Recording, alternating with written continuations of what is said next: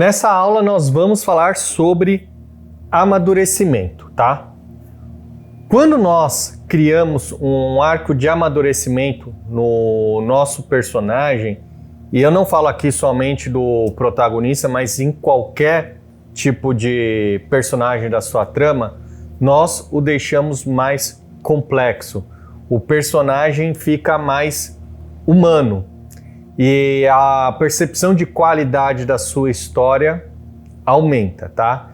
Então essa é uma técnica muito sofisticada que vai trazer muito valor para a sua narrativa. Então, se você estiver escrevendo uma história agora, ou já escreveu, ou pretende escrever, essa técnica vai potencializar a qualidade da sua narrativa. Então, o primeiro passo é o seguinte: vamos entender exatamente o que é o amadurecimento, tá? E depois vamos falar sobre como implantar de maneira prática na sua história. Então, começamos a entender o que é amadurecimento.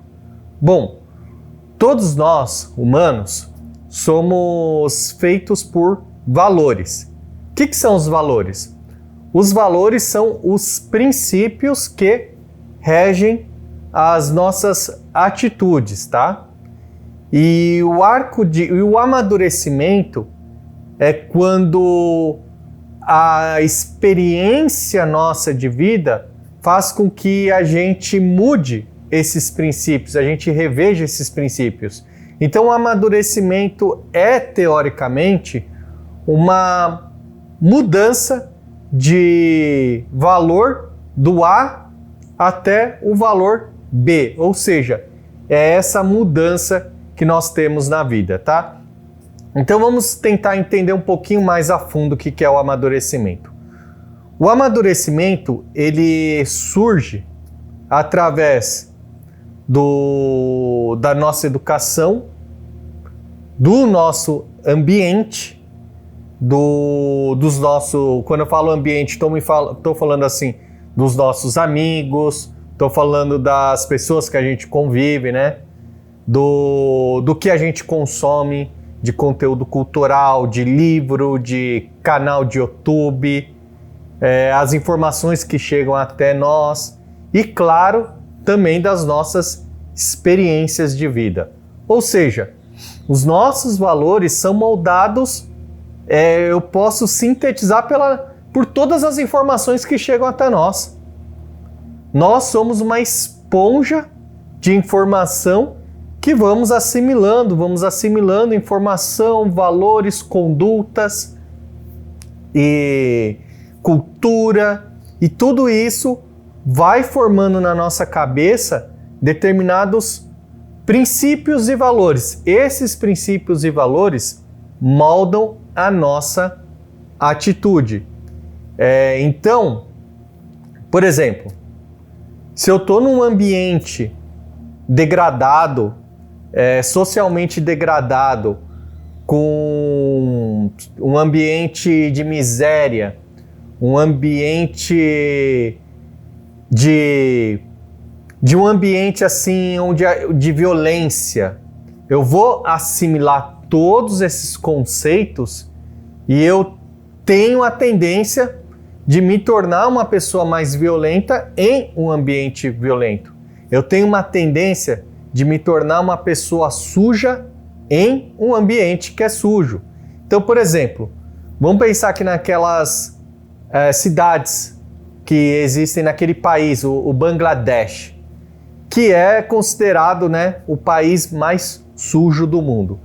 Naquele país, você convive com tanta sujeira que é cultural. Você pegar e jogar seu lixo no chão, no rio, aquilo está tão infectado, o ambiente reforça esse comportamento errante que faz com que você tenha um ambiente completamente degradado. Agora, se você vai num ambiente limpo, como é o caso, sei lá, de um país de primeiro mundo, a Noruega, para pegar o extremo oposto, você vai ter muito mais tendência a não jogar lixo na rua, a ter um comportamento mais adequado para o ambiente. Ou seja, o ambiente molda os nossos valores, os nossos amigos, a educação. Então, se você está num ambiente onde ser bandido, ser traficante é romantizado, é valorizado, como acontece em muitas favelas, onde os traficantes são as figuras de imponência, onde os traficantes com as armas são os que têm poder, onde os traficantes são as pessoas bem-sucedidas. Naquela bolha, naquele contexto, você tende a achar que o traficante é bem-sucedido e você tende a querer ser um. Então, se o traficante mata pessoas ou mata seus inimigos por disputa territorial de bocas, você assimila que aquilo faz parte dos valores socialmente aceitos e você entende que é tudo bem matar a pessoa, o concorrente da outra boca. Então você tem um ambiente completamente degradado que forma o seu amadurecimento, tá? Então esse foi um parênteses que eu abri aqui para explicar como que o nosso ambiente, como que as nossas atitudes, nossos amigos, tudo isso contribui nos nossos valores. Agora, o que é o amadurecimento? O amadurecimento é quando nós mudamos os valores. Ou seja, então você nasceu num ambiente degradado, num ambiente sujo, num ambiente completamente destruído, dominado pelo crime organizado, e você se torna um potencial criminoso, ou mesmo um criminoso, tá? Por quê? Porque você assimila aquele ambiente que faz com que você tenha esses valores. Aí o que acontece? Só que vamos supor que você está ali, você sai daquele ambiente, você começa a estudar numa faculdade, começa a estudar em um ambiente menos degradante, e você começa a ser impactado por novos valores. Você começa a ser impactado por novas influências. Aí é quando você começa a questionar aquele ambiente antigo e os valores antigos. Portanto, você está passando por um arco de amadurecimento ambiental, eu diria, tá? Pela mudança do ambiente, pela mudança das pessoas que você convive, você passa agora a rejeitar aqueles valores anteriores e passa a assimilar novos valores. Portanto, você tem aqui uma mudança, um amadurecimento, ok? Só que o amadurecimento não necessariamente ele vem da mudança ambiental. Ele pode vir também de traumas, de coisas que aconteceu com você. Por exemplo, você está ali na favela, você entra no mundo do crime, só que você tem o seu melhor amigo, aquele seu parceiro de infância, ele é assassinado num tiroteio. A perda do seu amigo é algo tão impactante para você que você simplesmente decide, isso não é vida. Você chega a essa conclusão. Perdi meu amigo aqui num tiroteio, numa disputa territorial. Aí é quando isso pode vir a te questionar e você fala, isso não é vida. É quando você decide sair daquele ambiente, ou seja, um trauma te levou ao amadurecimento, tá? E quando eu dei esse exemplo assim mais claro, até um pouco extremo, mas na verdade o amadurecimento na vida real, ele funciona de maneiras muito sutis. É muito aos poucos que você vai amadurecendo. Por exemplo, você pode ter um pensamento com 20 anos, quando você tem 40, você olha para você no passado e fala, caramba, como eu era idiota. E às vezes não foi um trauma, uma coisa específica. Às vezes pode ter sido simplesmente um acúmulo de micro-experiências, de micro-mudanças ambientais que foram mudando os seus valores, tá?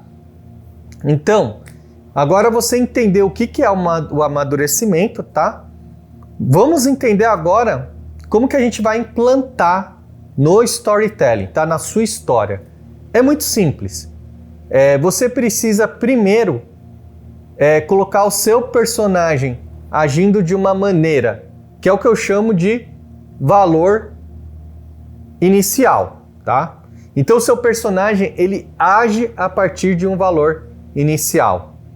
E aí no storytelling é mais imponente quando você cria um evento traumatizante e você muda o valor. Então tem que ter um evento traumatizante.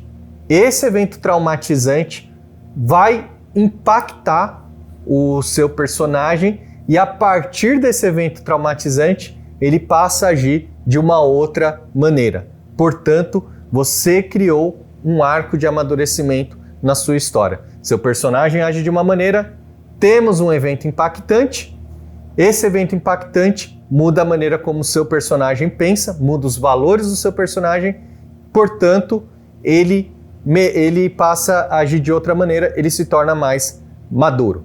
Agora vamos ilustrar aqui com um exemplo. Alguns exemplos, talvez, é melhor. Primeiro lugar, vamos supor que o seu personagem, ele é um cara que tem como valor prazer a curto prazo, tá? Ele não acredita em esforço, então ele acredita em prazer, ele acha que aproveitar a vida é ter prazer. Então esse cara, ele é um tanto quanto... ele não se preocupa com longo prazo, então ele usa droga, ele se alimenta mal, enfim, ele é viciado em dopamina barata, ele é viciado em pornografia, ele é viciado em todos os prazeres instantâneos, tá? Só que de alguma maneira a mulher, a namorada dele, percebe essa degradação e o abandona e fala: não quero mais, você não se preocupa com o futuro, você não trabalha, você é um cara que não se esforça, que, sabe, não junta dinheiro, gasta dinheiro com prazeres, etc., usa droga, enfim. Esse padrão de comportamento faz com que a vida pessoal dele seja desmoronada.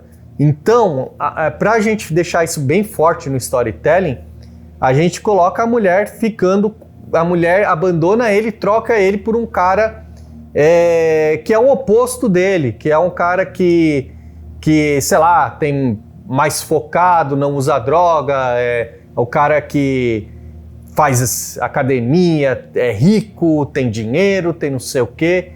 Aí esse trauma da rejeição nele desperta nele uma necessidade de mudança. Ele fala: putz, realmente, eu não posso deixar a minha vida ser assim.